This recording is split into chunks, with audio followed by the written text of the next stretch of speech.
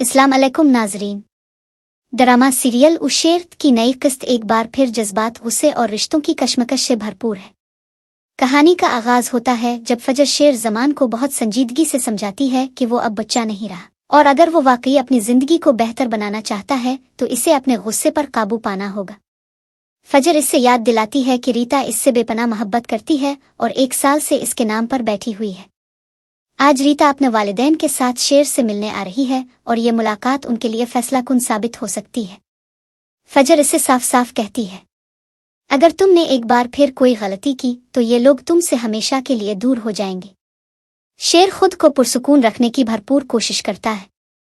वो खुद को काबू में रखता है, सबसे मुस्करा कर मिलता है, यहाँ तक कि रीता के वालिदैन भी शेर की तब्दीली देखकर मुतासिर होते हैं। वो सबको लगता है कि अब शायद सब कुछ ठीक हो जाएगा, मगर किस्मत को कुछ और ही मंजूर होता है। अचानक फहद घर में दाखिल होता है और दानिस्ता शेर की बहन के करीब जाने लगता है। शेर की आंखों में एक लम्हे के लिए पुरानी नफरत की चिंगारी भड़क उठती है। वो बर्दाश्त करने की कोशिश करता है, मगर जब फहद बार बार उसकी बहन के सामने आता है, शेर का सब्र जवाब दे जाता है।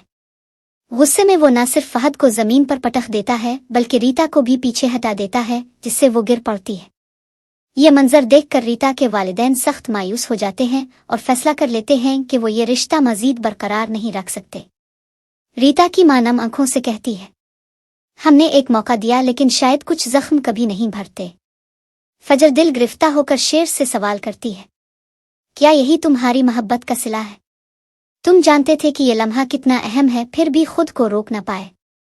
शेर टूटे लहजे में बस यही कह पाता है, मैंने कोशिश की मगर फहद ने जानबूझकर मुझे अलिफाक्साया।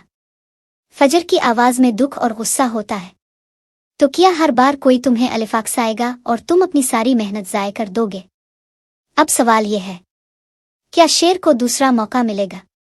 क्या फहद का मंसूबा कामयाब हो चुका है? क्या रीता वाकई शेर को छोड़कर चली जाएगी? कहानी में कोई नया मोड़ आने वाला है? उन सब सवालात के जवाबात जाने के लिए देखते रहिए शेर की अगली किस्त। और अगर आपने अभी तक हमारा चैनल सब्सक्राइब नहीं किया तो फौरन सब्सक्राइब करें ताकि आप कोई किस्त मिस न करें। शुक्रिया।